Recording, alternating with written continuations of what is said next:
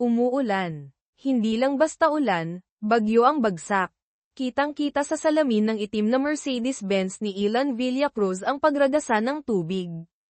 He was heading back to his condo after a grueling meeting about Aurelia Group's latest acquisition, another tech startup gobbled up by his ever-expanding empire.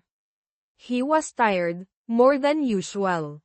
The deals, the pressures, the constant performance, it all felt like a suffocating weight.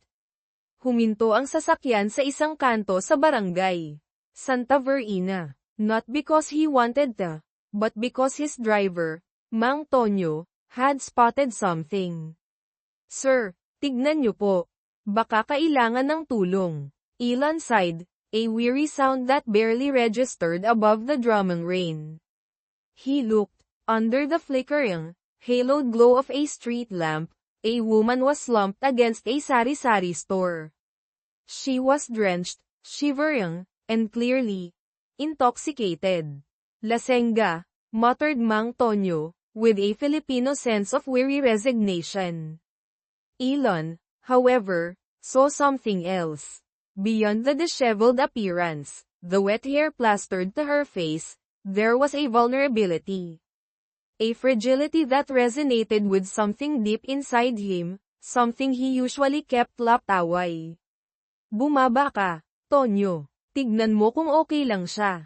Mang Tonyo, hesitant but obedient, alighted from the car. After a brief exchange, he returned, shaking his head. Sir, lasing nga po. Hindi ko maintindihan ang sinasabi. Parang gusto na matulog dyan. Elon knew he should just tell Tonyo to leave her be. Someone would eventually help. It wasn't his problem. He had a board meeting at 7 a.m. But he couldn't. He got out of the car, the cold rain instantly soaking through his expensive suit. He approached the woman cautiously. She looked up at him, her eyes unfocused and watery. Okay ka lang, he asked, his voice surprisingly gentle. She blinked slowly. Hindi masyado. Her Tagalog was slurred, but understandable. Inaantok ako. May bahay ka ba? Elon inquired. She shook her head, a single tear tracing a path through the rain-streaked makeup on her cheek. Wala. Oh, hindi ko alam. Elon sighed. He couldn't leave her here. Not tonight. Tonyo, dalhin mo siya sa kondo ko. Sa Valle Verde. Pakitawagan mo si Manang Aiseng, sabihin mo na may bisita ako. Mang Tonyo stared at him, clearly shocked. Sir, sigurado po kayo. Elon met his driver's gaze. There was a firmness in his eyes that brooked no argument. Gawin mo ang sinabi ko, Tonyo. He carefully helped the woman into the car. She mumbled something about being sorry, then promptly passed out. Elon watched her. A strange mix of annoyance and concern swirling within him. He didn't know who she was, or why she was in such a state. All he knew was that, for reasons he couldn't explain, he couldn't just leave her to the storm. He felt something familiar, maybe it was loneliness. Her name, he would later learn, was Janine. A freelance illustrator with high-functioning autism, whose carefully constructed world had crumbled that night after a particularly brutal argument with her mother. An argument that had left her feeling unlovable. The drink was supposed to numb the pain. It hadn't worked. Little did she know, the stranger who had rescued her was not just a kind Samaritan, but one of the most influential men in the Philippines. And that this unlikely encounter would change both their lives in ways they couldn't possibly imagine. Janine woke up with a throbbing headache and a profound sense of disorientation. The room was unfamiliar, slick, modern, and overwhelmingly beige. Sunlight streamed through floor-to-ceiling windows, illuminating dust motes dancing in the air. It was far too clean, far too expensive to be her own. Panic flared. Where was she? What had happened? She Saturday up abruptly, instantly regretting the movement as a wave of nausea washed over her. She was wearing an oversized t-shirt, soft and worn. Definitely not hers. Oh God, she muttered, burying her face in her hands. Anong ginawa ko? Memories flickered disjointed images of rain, flashing lights, a blurry face. A kind voice. Nothing concrete. She stumbled out of bed and towards the door. The apartment was silent, save for the hum of the air conditioner. She wandered through the living room, her anxiety escalating with each step. Everything was so curated. Abstract art hung on the walls, minimalist furniture dotted the space, and a panoramic view of the city sprawled outside. Then she saw it, on the sleek glass coffee table, next to a stack of design magazines, were her sketches. Not her finished illustrations, but the quick, gestural drawings she did to warm up. She had no recollection of drawing them last night.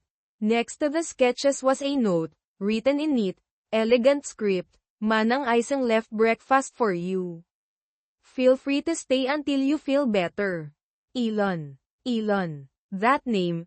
It triggered a vague memory of the blurry face from last night. But who was he? Just then, Manang Isang, a kindly-looking woman with a warm smile, entered the living room carrying a tray. Ah, gising ka na pala, hiha. Kumusta ang pakiramdam mo?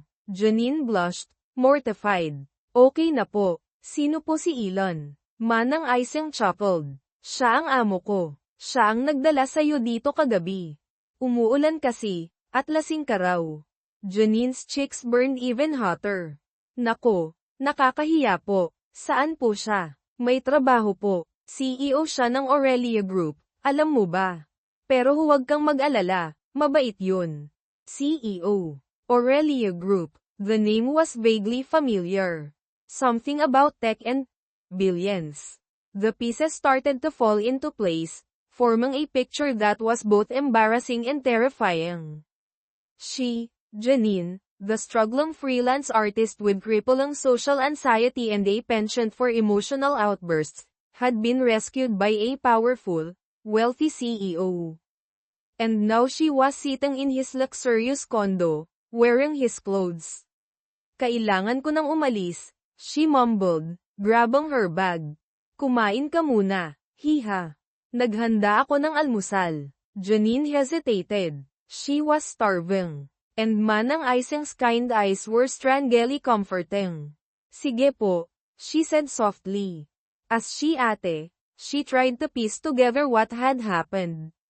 The argument with her mother, the overwhelming feeling of inadequacy, the desperate attempt to drown her sorrows in alcohol. It was all a blur.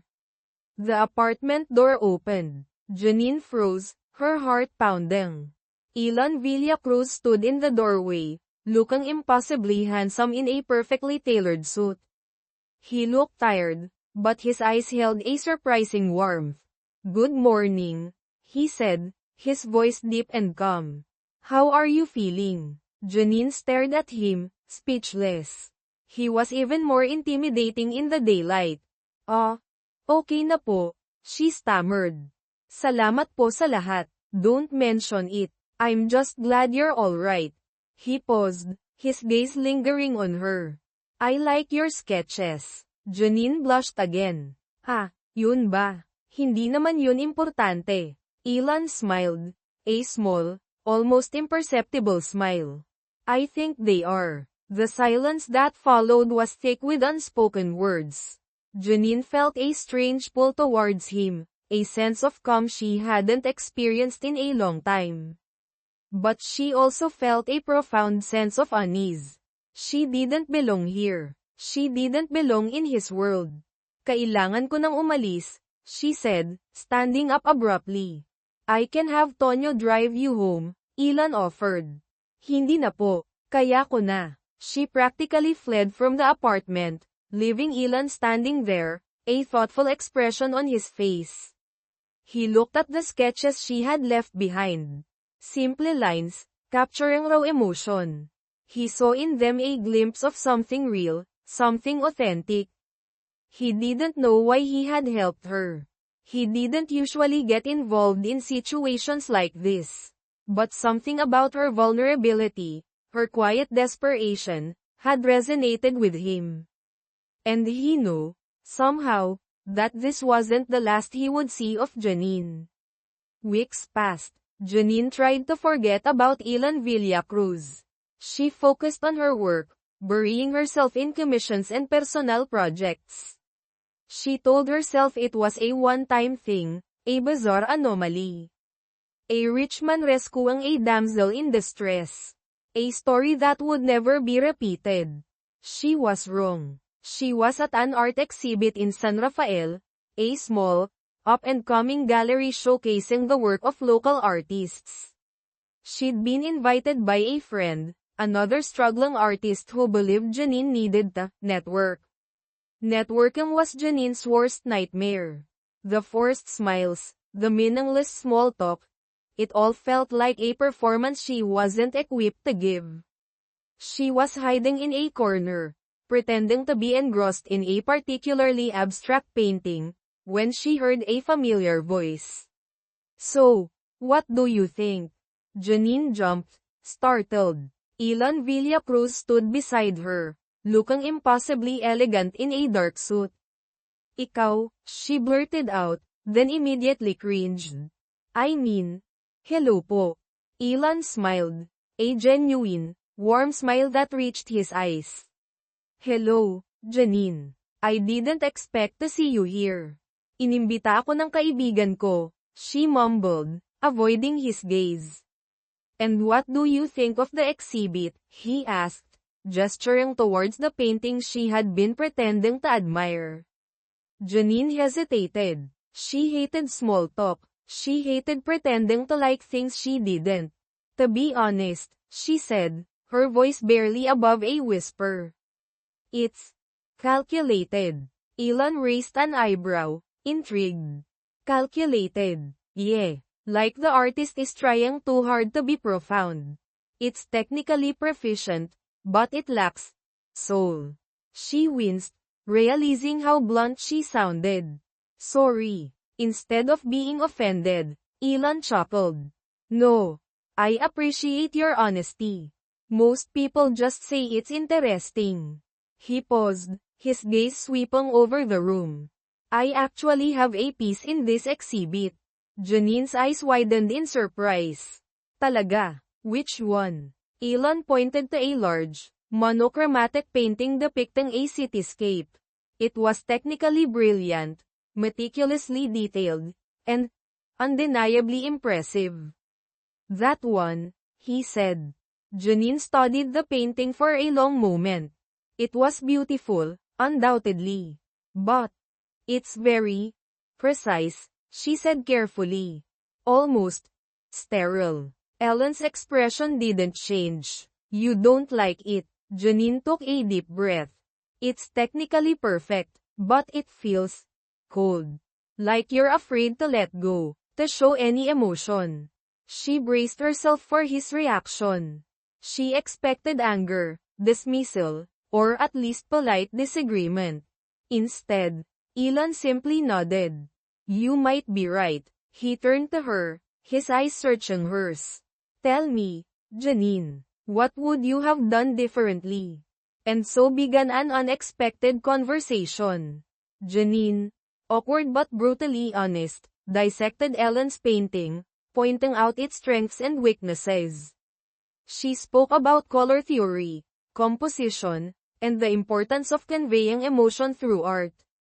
She talked about her own work, her struggles, her passion. Ilan listened intently, his gaze never wavering. He was fascinated by her insights, her unique perspective. He saw in her a raw talent, a genuine artistic vision that was both captivating and unsettling. As they talked, he began to understand a little more about Janine. He learned about her routines, her sensory sensitivities, her struggles with social interaction. He learned about her high-functioning autism, a condition that made navigating the world a constant challenge. But he also saw her strength, her resilience, her unwavering commitment to her art. He saw a woman who was fiercely independent, deeply intelligent, and utterly unique. "You're a very talented artist, Janine," he said sincerely. Janine blushed, embarrassed by the compliment. "Hindi naman. I'm just different." Ilan smiled. "Maybe that's what makes you so good." He paused, then added, "Would you be interested in grabbing coffee sometime? I'd like to hear more about your work." Janine hesitated. The thought of spending more time with Ilan Villacruz was both exciting and terrifying. He was wealthy, powerful, and sophisticated. She was Janine. "I don't know," she mumbled. "I'm not very good at social things." Ellen's eyes softened. "We don't have to be social. We can just talk about art." Janine considered his offer. She was drawn to him, despite her reservations. There was something about his quiet intensity, his genuine curiosity, that intrigued her. "Okay," she said softly. "Coffee sounds okay." Ilan smiled, a genuine, warm smile that made her heart skip a beat. "Great, I'll call you." As he walked away, Janine couldn't help but wonder what she had gotten herself into. She was venturing into a world that was completely foreign to her, a world of wealth, power, and privilege. But she was also venturing into something else. Something that felt real. Something that felt promising. And that was the most terrifying thing of all. The coffee meetings turned into long walks along the baybayin, shoreline, of Isla de Clara, a secluded island where Ilan owned a beach house.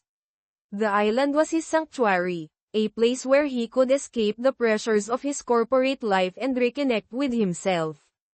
Janine initially felt awkward and out of place in Ellen's world. The beach house was luxurious, the staff was attentive, and the entire atmosphere was one of understated elegance. She was used to cramped studios, late-night deadlines, and instant noodles for dinner. This was a different universe. But Ilan was patient and understanding. He didn't pressure her to be someone she wasn't. He didn't judge her quirks or try to fix her. He simply accepted her, as she was. One afternoon, as they were walking along the beach, Janine had a panic attack. The sound of the waves, the bright sunlight, and the sheer number of people on the beach all combined to overwhelm her senses. She started to hyperventilate, her heart pounding in her chest. Ilan immediately recognized the signs. He gently guided her away from the crowd and towards a secluded spot under a palm tree. He sat beside her, not touching her, but offering his presence as a silent anchor. "Breathe, Janine," he said softly. "Just breathe." He waited patiently, allowing her to ride out the wave of anxiety. He didn't ask questions, didn't offer unsolicited advice. He simply stayed with her, his presence a silent reassurance. After a few minutes, the panic subsided. Janine took a deep breath, her body trembling. "Salamat," she whispered. Ilan smiled gently. "Okay ka na?" Janine nodded. "I'm sorry. I didn't mean to." "It's okay," Ilan interrupted. "I understand." He paused, then added, "You know, you can tell me anything, Janine. I won't judge you." And so, slowly, tentatively, Janine began to open up to Ilan. She told him about her autism, her struggles with social interaction, her fear of intimacy. She told him about her dreams, her aspirations, her insecurities. Ilan listened intently, his eyes filled with compassion. He didn't pretend to understand everything, but he made a genuine effort to learn. He researched autism, read articles and books, and talked to experts. He wanted to understand Janine, not just as an artist, but as a person. "You know," he said one evening, as they were sitting on the veranda of the beach house, watching the sunset. I admire you, Janine. You're one of the most authentic people I've ever met. Janine blushed, embarrassed by the compliment. I'm just different. No, Ilan insisted. You're real. You don't try to be someone you're not. That's rare. He reached out and gently took her hand. His touch was warm, comforting, and surprisingly gentle. Janine's heart skipped a beat. She had never felt this way before. She was drawn to Ilan, not just because of his kindness and understanding, but because of something deeper. Something that felt like connection. But she was also afraid. Afraid of getting hurt, afraid of being rejected, afraid of not being good enough. I don't know, Ilan, she said softly. I'm not sure I'm capable of this. Ilan squeezed her hand gently. You don't have to be anything you don't want to be, Janine. Just be yourself. He paused, then added, and if you're willing to give it a chance, I'd like to get to know you better. Janine looked into his eyes, searching for any sign of insincerity. She saw nothing but honesty and warmth. Okay, she said softly. I'm willing to try. In that moment, as the sun dipped below the horizon, painting the sky in hues of orange and purple, Janine knew that she was falling in love with Ilan Villacruz. A man who saw beyond her limitations, a man who appreciated her quirks, a man who loved her for who she was. But she also knew that this love was fragile, precarious. She was venturing into uncharted territory, a world where she didn't know the rules. And she was terrified of getting lost. The idyllic bubble Janine and Ilan had created on Isla de Clara was about to burst. One evening, as they were having dinner at a small restaurant in Manila, a familiar face appeared. Andre, Janine's ex-boyfriend. He was a successful gallery owner, charismatic and ambitious. He was also the reason Janine had sworn off relationships for a long time. Andre had broken up with her, citing her emotional baggage as the reason. He couldn't handle her anxiety, her meltdowns, her differentness. He wanted someone who was easier to be with. Janine, Andre said, his voice smooth and charming. Is that really you? Janine froze, her heart sinking. She hadn't seen Andre in years. She had tried to erase him from her memory. Andre, she said, her voice barely audible. Andre approached their table, his eyes lingering on Ilan. Who's this? This is Ilan, Janine said, her voice tight. Ilan, this is Andre. Ilan extended his hand, his expression polite but guarded. Nice to meet you. Andre shook his hand, his gaze appraising. So, you're the lucky guy. He turned back to Janine, his eyes filled with a mixture of regret and admiration. I've been following your work, Janine. You've really blossomed. Janine bristled. Leave me alone, Andre. Come on, Janine, Andre persisted. Can we talk? I want to explain things. There's nothing to explain, Janine said, her voice rising. You made your choice. Andre sighed. I made a mistake. I was young. I was stupid. I didn't appreciate what I had. He paused, his eyes pleading. I want to make it up to you, Janine. I want another chance. Janine stared at him, her eyes filled with a mixture of anger and disbelief.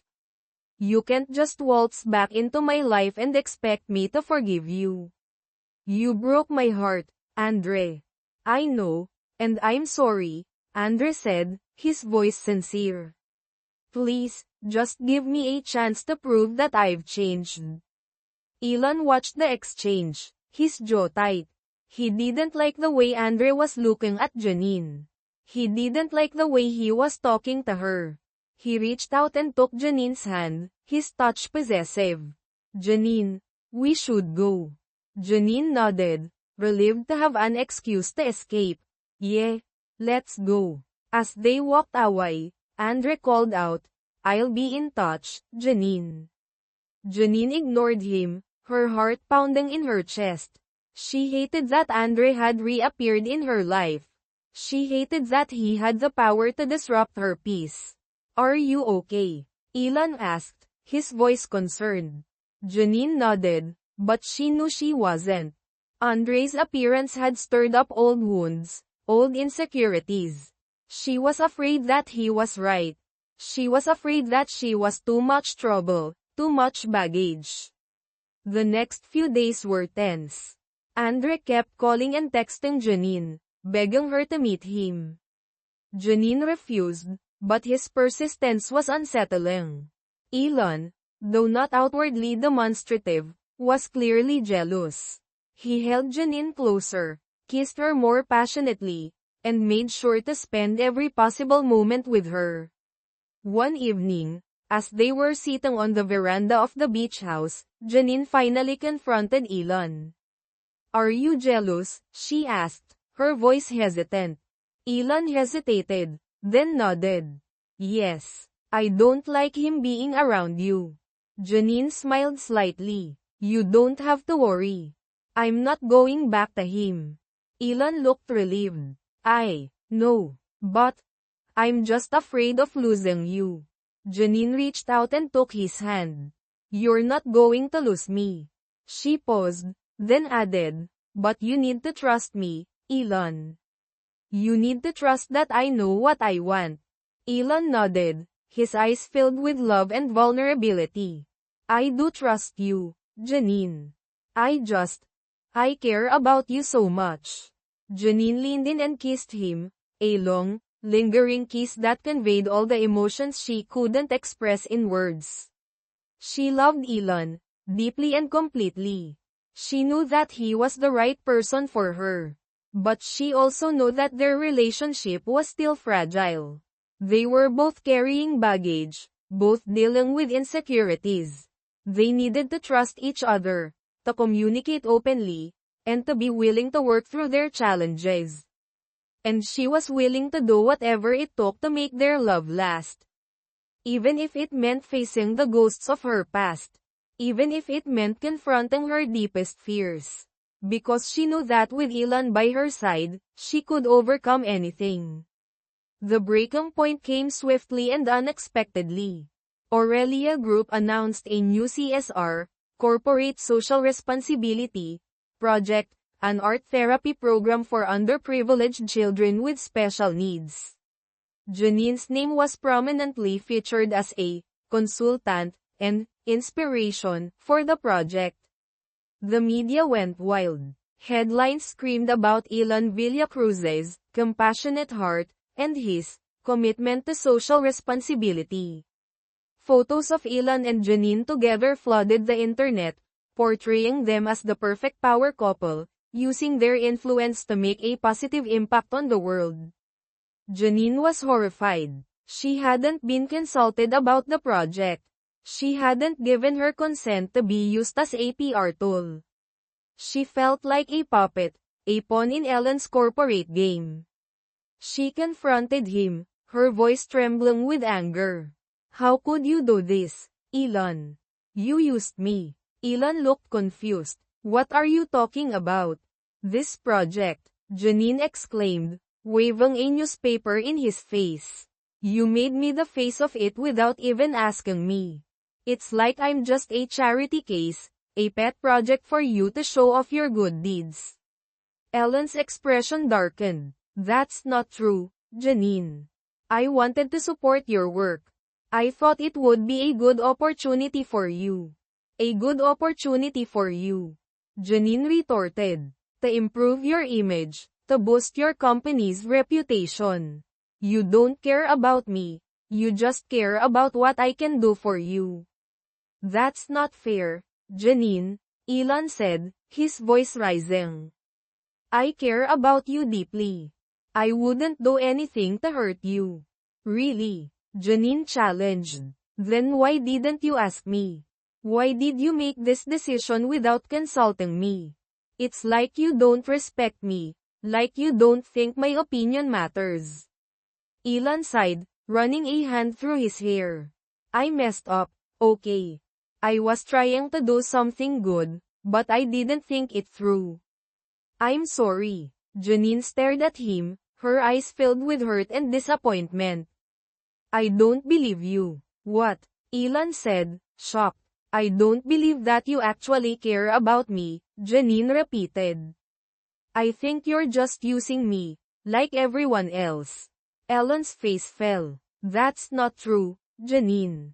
I love you. Janine shook her head, tears streaming down her face.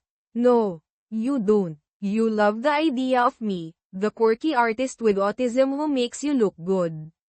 But you don't actually love me. She turned and walked away, leaving Ilan standing there, his heart shattered. He watched her go, knowing that he had made a terrible mistake. He had let his desire to protect and provide for Janine cloud his judgment. He had treated her like a fragile object, instead of a strong, independent woman. He knew he had to fix things. He had to convince Janine that he truly loved her, that he valued her as a person, not just as a PR asset. But he also knew that it wouldn't be easy. He had broken her trust, and trust was the hardest thing to earn back. Janine packed her bags and left Isla de Clara. She couldn't stay there, surrounded by reminders of Ilan and their broken promises. She needed to escape, to find herself again. She returned to her small apartment in Manila, feeling lost and alone. She tried to focus on her work, but her heart wasn't in it. She couldn't shake the feeling that she had been betrayed, that she had been used. She received a call from Andre, who had seen the news about the Aurelia Group project. He offered his support, his sympathy, and a shoulder to cry on. Janine hesitated. She knew that Andre was still interested in her. She knew that he would be happy to see her relationship with Ilan fall apart. But she also knew that she needed someone to talk to, someone who understood her pain. Okay, she said softly. I'll meet you for coffee.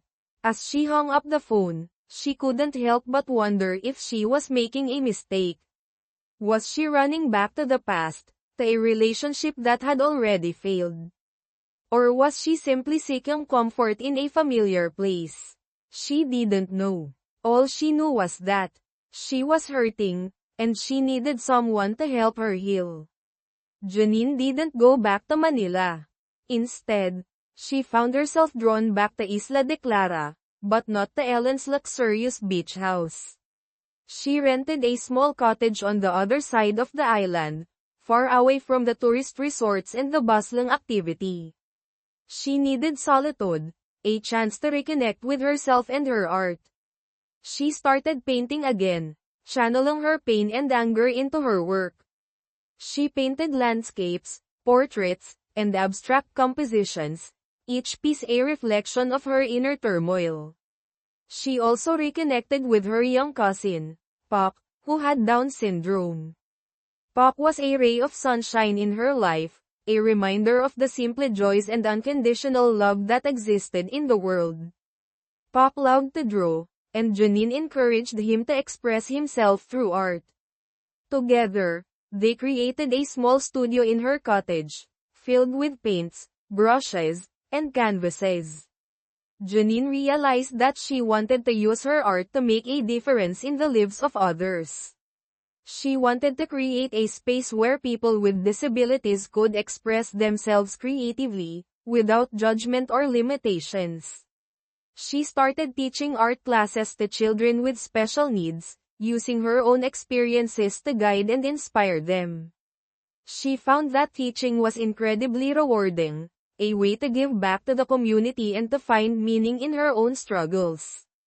Meanwhile, Ilan was devastated by Janine's departure. He knew he had messed up badly, and he was determined to win her back. He resigned from his position as CEO of Aurelia Group, realizing that his corporate life was stifling his creativity and preventing him from being the person he wanted to be. He wanted to focus on his art, on his relationships, and on making a positive impact on the world. He sold his shares in the company and used the money to fund a community art program on Isla de Clara, anonymously donating the funds through a foundation. He made sure that Janine was put in charge of the program, giving her the autonomy and resources she needed to pursue her passion. He didn't contact Janine directly. He knew that she needed space, that she needed time to heal. He respected her boundaries, even though it was agonizing to stay away from her. He watched her from afar, admiring her strength, her resilience, and her unwavering commitment to her art. He saw her transform from a shy, insecure artist into a confident, compassionate leader. He knew that he had made a mistake, but he also knew that he had learned from it. He had learned the importance of trust, respect, and communication. He had learned that love was not about control or possession, but about supporting and empowering the person you love. He was willing to wait, to be patient, and to earn Janine's forgiveness. He knew that she was worth fighting for, that she was the love of his life. He just hoped that she would eventually give him another chance. Months passed. Janine's art studio flourished. Word spread about her unique teaching methods and her ability to connect with children with special needs. The studio became a haven, a place where creativity thrived and differences were celebrated. One day, Janine received a letter from the foundation that was funding her program. The letter informed her that the anonymous donor wanted to meet with her personally to discuss the future of the program.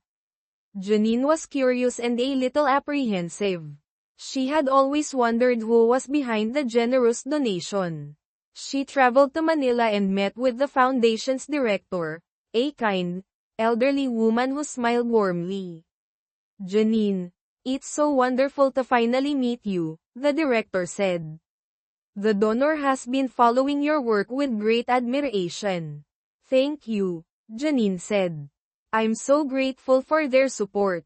"Well, they're eager to meet you," the director said. "They're waiting for you in the next room."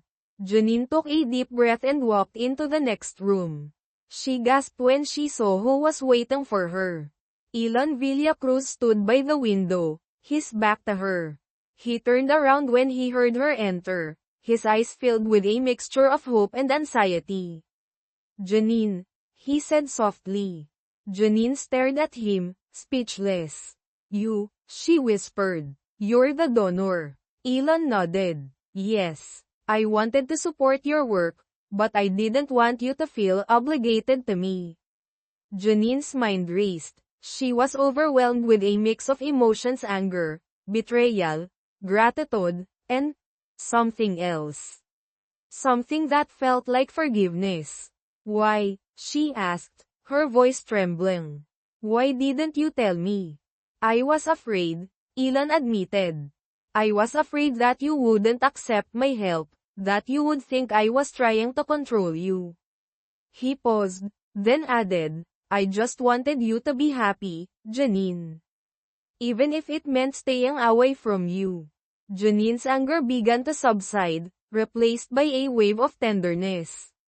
She realized that Ellen's actions, though misguided, had been motivated by love. "Thank you," she said softly. "Thank you for supporting my work. It means a lot to me." Ilan smiled, relieved. "You're welcome. You deserve all the support in the world." He hesitated, then added, "Can we talk, Janine? I want to explain everything." Janine nodded. "Okay, but there's something I need to tell you first." She took a deep breath and confessed her deepest fear. "I'm afraid of getting hurt, Ilan. I'm afraid of not being good enough. I'm afraid that I'm too much trouble." Ellen's eyes softened. "You're not too much trouble, Janine. You're perfect, just the way you are." He paused, then added, And I know what it's like to be afraid. I have anxiety, Janine. I've been hiding it for years. Janine's eyes widened in surprise. Anxiety. But you're so confident, so successful. Elon chuckled. That's just a facade. Inside, I'm a mess. I'm constantly worried about failing, about disappointing people. I'm afraid of losing control. He paused, then added, that's why I was so controlling with you, Janine. I was afraid of losing you, so I tried to hold on too tight.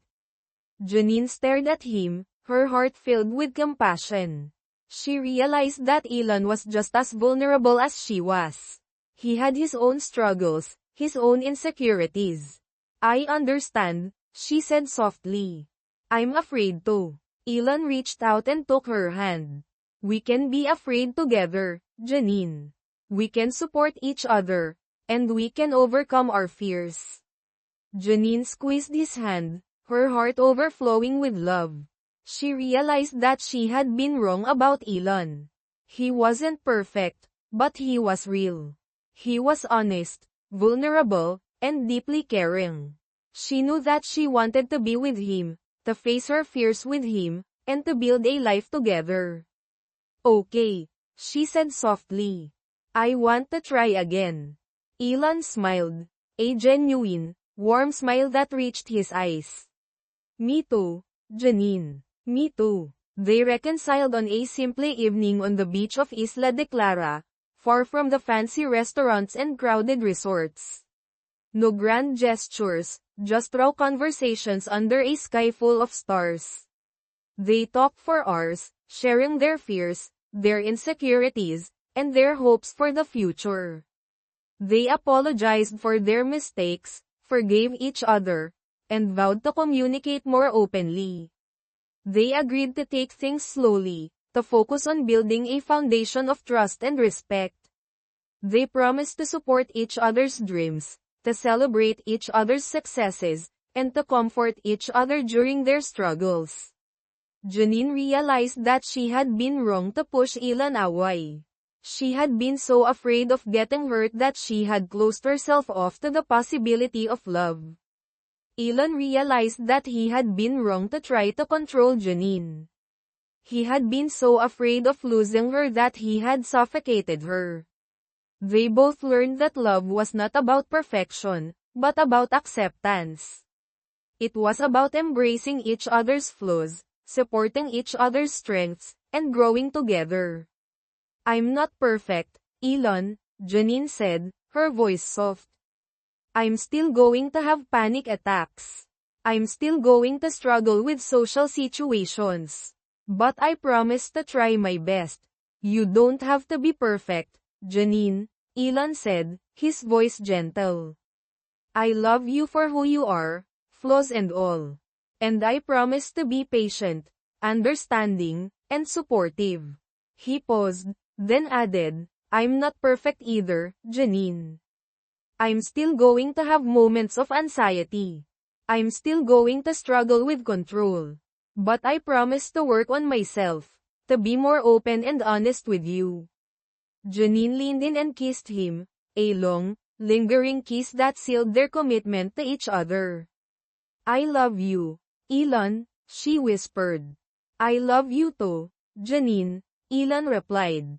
They didn't promise forever. They knew that life was unpredictable, that challenges would inevitably arise. But they promised to choose each other, every day, to work on their relationship, and to never give up on their love. And in that moment, as they stood hand in hand under the starlit sky, they knew that they had found something truly special. A love that was imperfect, but real. A love that was tested, but strong. A love that was worth fighting for. They returned to Janine's cottage, hand in hand, their hearts filled with hope. They spent the night talking, laughing, and making love. They fell asleep in each other's arms, feeling safe, secure, and deeply content. In the morning, they woke up to the sound of the waves crashing on the shore. They went for a walk on the beach, hand in hand, watching the sunrise. What do you want to do with your life, Janine? Ilan asked. I want to keep teaching art, Janine said. I want to expand my studio, to reach more children with special needs. I want to create a community where everyone feels welcome and accepted. I want to help you, Ilan said. I want to use my resources to support your vision. Thank you, Janine said. But I don't want you to take over. I want to do this on my own. I understand, Ilan said. I'll support you in any way I can, but I'll respect your boundaries. He paused, then added, what about me? Janine, what do you want me to do with my life? Janine smiled. I want you to be happy, Ilan. I want you to pursue your passions, to create art, to make a difference in the world. I want to do all those things, Ilan said. But I also want to be with you, Janine. I want to build a life with you. We can do both, Janine said. We can support each other's dreams, and we can build a life together. They stopped walking and turned to face each other. Ilan took Janine's hands in his. Janine, he said, his voice sincere. Will you marry me? Janine's eyes filled with tears. Yes, she whispered. Yes, I will. Ilan smiled and kissed her, a long, passionate kiss that sealed their commitment to each other. They spent the rest of the day making plans for their future. They decided to have a small, intimate wedding on the beach of Isla de Clara, surrounded by their closest friends and family. They decided to continue living in Janine's cottage, but they also bought a small piece of land nearby where they could build a studio and a home. They knew that their life together wouldn't be perfect. They would still face challenges, still have moments of doubt and fear. But they were committed to working through those challenges, to supporting each other, and to never giving up on their love. Because they knew that their love was worth fighting for. The wedding was everything they had hoped for, simply, intimate, and filled with love. Pak, beaming with pride, served as the ring bearer, carefully carrying the rings on a small velvet pillow. Janine's mother, who had finally come to terms with Janine's autism and her relationship with Ilan, walked her down the aisle, her eyes filled with tears of joy. Andre attended the wedding, not as a rival, but as a friend. He had apologized to Janine for his past behavior, and she had forgiven him. He wished them well, genuinely happy for their happiness. Janine looked radiant in a simply white dress, her eyes sparkling with joy. Ilan looked handsome in a linen suit, his face radiating happiness. They exchanged vows they had written themselves, promising to love each other unconditionally, to support each other's dreams, and to never give up on their love. I promise to love you, Janine, for who you are, Ilan said, his voice choked with emotion. I promise to be patient, understanding, and supportive. I promise to always listen to you, to always respect your boundaries, and to always cherish you. I promise to love you, Ilan, for who you are, Janine said, her voice trembling with emotion. I promise to be honest, vulnerable, and compassionate. I promise to always support your dreams, to always celebrate your successes, and to always comfort you during your struggles. They exchanged rings, symbolizing their eternal commitment to each other. As they kissed, the sun dipped below the horizon, painting the sky in hues of orange and purple. The waves crashed gently on the shore, creating a soothing soundtrack to their love.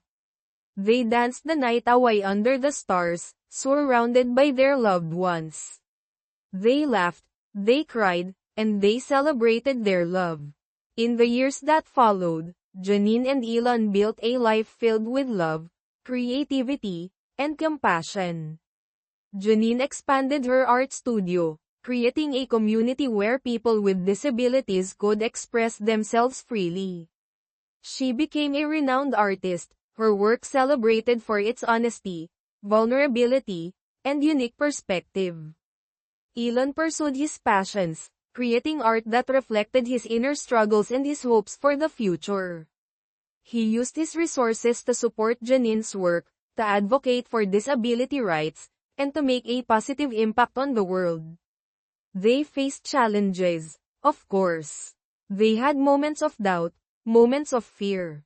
But they always supported each other, always communicated openly, and always chose each other, every day. They proved that love was not about perfection, but about acceptance. It was about embracing each other's flaws, supporting each other's strengths, and growing together. They proved that love could conquer all, even the most daunting challenges. And they lived happily ever after, not in a fairy tale world of perfection, but in a real world of imperfect love, unwavering support, and endless possibilities. From two people who thought they were not meant for each other, they became a married couple who continued to choose each other every day. Tahimik ang puso ko, pero narinig mo. My heart is silent, but you heard it. Kapag ang pag-ibig ay naging katarungan Kabanata 1, ang araw na gumuho ang pag-ibig ang Maynila, Pilipinas, ay isang lungsod na hindi natutulog. Ang ingay ng mga sasakyan, ang sigla ng mga abalang pamilihan, at ang mga nagtataasang gusali ay nagpapaalala ng isang mundong puno ng ambisyon at pagkakataon. Ngunit para kay Lia Santos, ang lungsod na ito ay hindi lamang lugar kung saan siya nagtatrabaho, kundi pati na rin ang lugar kung saan kailangan niyang patuloy na lumaban upang ipagtanggol ang katarungan. Pumasok si Lia sa opisina ng Paiskal isang umaga, habang ang unang sinag ng araw ay tumatagos sa salaming bintana ng mataas na gusali. Sa kanyang mesa, naghihintay ang makapal na bante ng mga papeles na kailangan niyang asikasuhin. Ngunit ngayong araw, hindi makapag-focus si Lia sa trabaho. Ang lahat sa paligid niya ay parang isang malabong ulap, dahil iisa lang ang nasa isip niya, si Andres ang asawang minahal at pinagkatiwalaan niya, ay nagtataksil sa kanya. Ilang araw na ang nakalipas, habang tinitingnan ni Lia ang kanyang telepono, isang hindi inaasahang mensahe ang lumitaw sa screen ng telepono ni Andres, ang kanyang asawa. Hindi ito isang paalala tungkol sa trabaho o isang ordinaryong mensahe. Ito ay mensahe mula kay Eliza Cruz, isang kilalang babaeng mamamahayag. Hindi maiwasan ni Lia na mapansin ang pagiging malapit sa tono ng mensahe, ang pahiwatig tungkol sa isang pagkikita ngayong gabi. Hindi siya makapaniwala sa kanyang nabasa. Siya na naman, bulong ni Lia, mariing nagkagatlabi. Ngayong araw, pagkatapos ng isang pulong tungkol sa kaso ng korupsyon na kanyang iniimbestigahan, nagpasya si Lia na hindi na niya maaaring balewalain pa ito. Kailangan niyang malaman ang katotohanan. At ang katotohanan ito ay hindi na dapat manatiling nakatago. Kabanata 2, Paghaharap sa paaralan ng batas pagkatapos ng trabaho sa opisina, nagmamadaling pumunta si Lia sa paaralan ng batas ng University of Manila, kung saan siya nagtuturo ng isang advanced na klase sa batas. Hindi niya inaasahan na sa araw na ito, isang hindi inaasahang pagkikita ang magaganap. Pagpasok ni Lia sa silid-aralan, nakita niya si Eliza Cruz na nakatayo sa may pintuan, kinakapanayam ang ilang estudyante ni Andres, nakasali sa kanyang kampanya para sa pagkapangulo. Hindi napigilan ni Lia ang galit nang makita si Eliza na nakatayo sa tabi ng kanyang asawa, nagtatawanan na parang matalik silang magkaibigan. Isang malakas na alon ng galit ang umakyat sa puso ni Lia, ngunit sinubukan niyang manatiling kalmado. Lumingon si Eliza at nakita si Lia, bahagyang nabahala ang mga mata nito. Hindi pinalampas ni Lia ang pagkakataon. Gusto mo bang malaman pa ang tungkol sa estratehiya ng asawa ko? Hindi mo ba nakikita na lumalampas ka na sa linya? Sabi ni Lia. May pangungot siya at matalas ang tono. Nanatiling tahimik si Eliza, hindi alam kung paano sisigot. Gayunpaman, naramdaman ni Lia ang hamon sa tingin nito. Huwag kang mag-alala, hindi ka magkakaproblema, dagdag ni Leah, saka tumalikod ng hindi lumilingon. Kabanata 3, ang pagtuklas sa katotohanan pagkatapos ng pagtuturo, umuwi si Leah. Nakaupo si Andres sa sofa, nakatutok ang mga mata sa telepono, na parang hindi napapansin ang tensyon sa paligid. Hindi na makatiis si Leah. Lumapit siya kay Andres, tumayo ng tuwid at tinitigan ito sa mata. Alam mo bang nasa eskwelahan siya kanina? Simula ni Leah, malamig ang kanyang boses. Siya, si Eliza Cruz, inaalam ang estratehiya mo. Gaano katagal mo pa bang akala mong may tatago ito sa akin? Tumingala si Andres, tiningnan si Leah, bahagyang may pag-aalala sa kanyang mukha. Leah, ikaw, alam mo na pala. Alam ko na, sagot ni Leah, bahagyang nagkagatlabi. At kailangan mong ipaliwanag ang lahat. Yung mga mensaheng iyon, hindi mo ako malilinlang. Hindi siya nagkamali sa kanyang mga hinala. Ang mga mensaheng iyon ang pinakamalinaw na senyales ng pagtataksil. At alam ni Leah na hindi na siya maaaring magpatuloy sa isang kasal na puno ng kasinungalingan. Kailangan niyang harapin ang katotohanan, gaano man ito kasakit. Kabanata 4, pagpapalawak ng imbestigasyon kinabukasan. Habang hindi pa humuhupa ang galit, nagpasya si Leah na hindi lamang si Andres ang kanyang haharapin, kundi pati na rin ang mga taong nagsisikap na itago ang katotohanan sa kanyang trabaho. Isang kaso ng korupsyon na kinasasangkutan ng isang malaking kumpanya ang malapit ng mabunyag. Tinawagan ni Leah si Rafael, isang investigative reporter na pinagkakatiwalaan niya. Rafael, kailangan kong malaman mo ang tungkol kay Eliza Cruz. Bahagi siya ng network na ito, sabi ni Leah, puno ng determinasyon ang boses.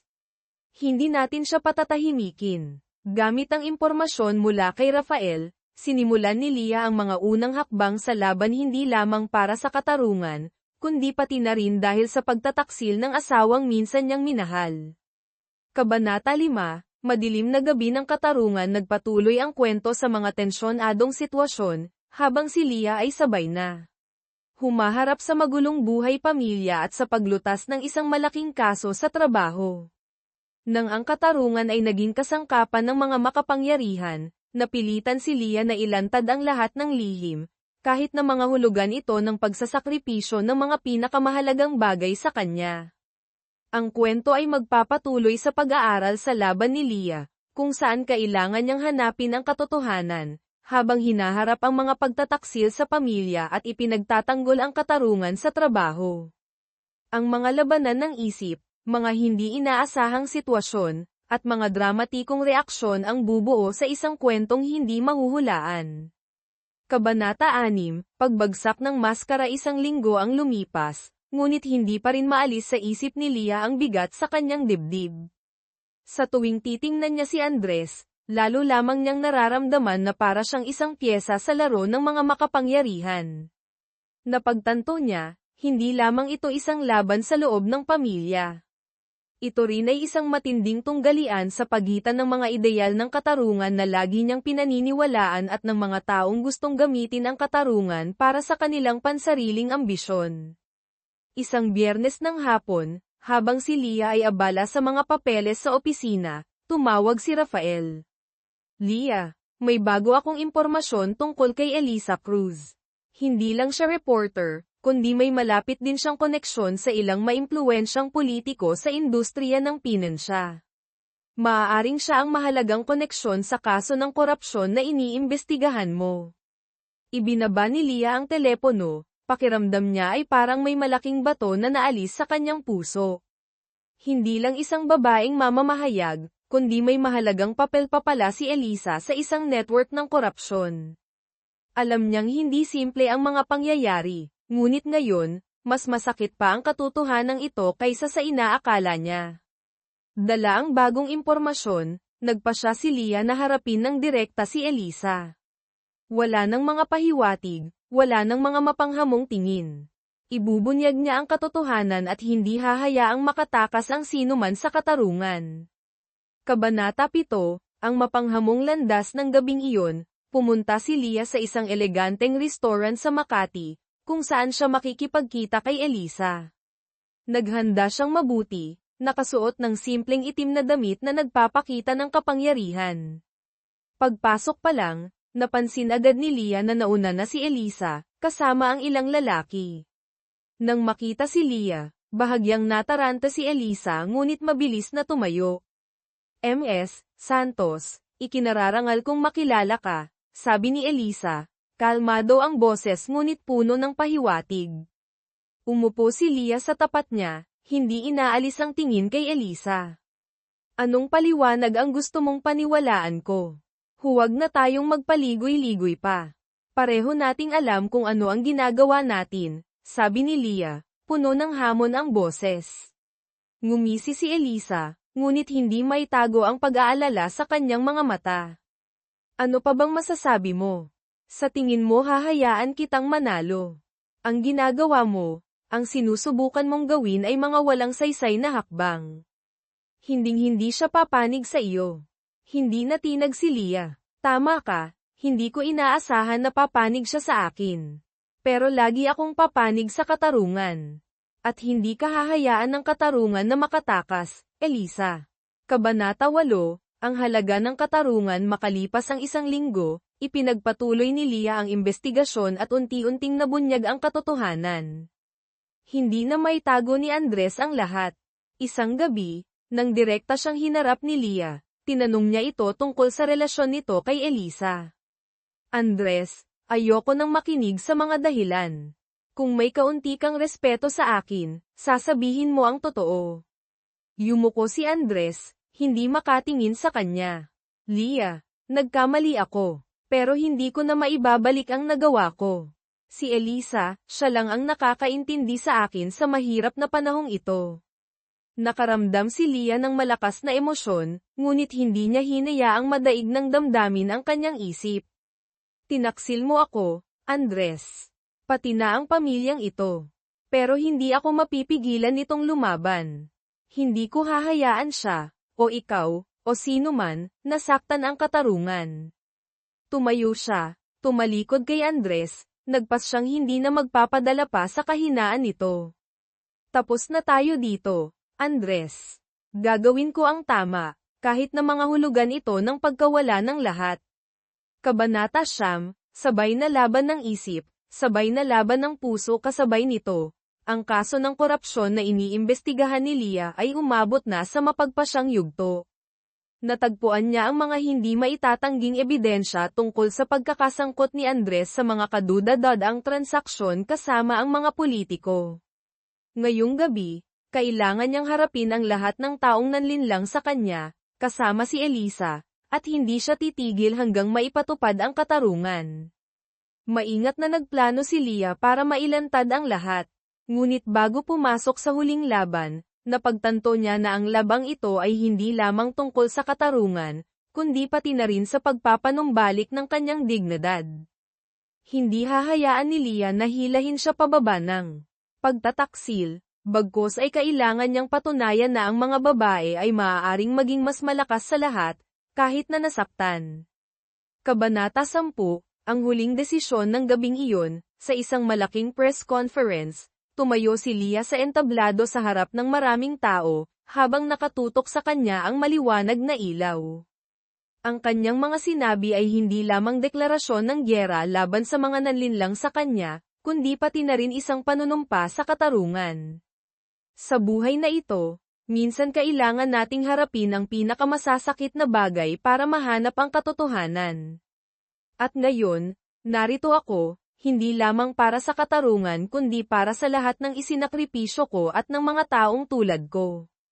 Kabanata 11, ang lambat ng pag-ibig at katarungan. Ang pakikibaka ni Leah ay hindi lamang naganap sa kanyang opisina o sa mga tensyonadong paghaharap kina Andres at Elisa, kundi pati na rin sa loob mismo ng kanyang puso. Hindi na siya ang babaeng basta na lamang naniniwala sa pag-ibig at romansa. Ang mahahabang gabi ng hindi pagtulog, ang mga tensyonadong investigasyon, ang mga pagtataksil ay nagpabago sa kanya. Posible bang magkaroon ng kapatawaran sa pagitan ng pag-ibig at katarungan? Bagamat ang tanging hangad niya ay maipatupad ang katarungan, Hindi maitatanggi na ang mga alaala ni Andres at ang mga pagkakataong nangako itong magbabago ay malalim pa ring nakatatak sa isip ni Leah. Ang mga salita ng pagmamahal, ang mga mainit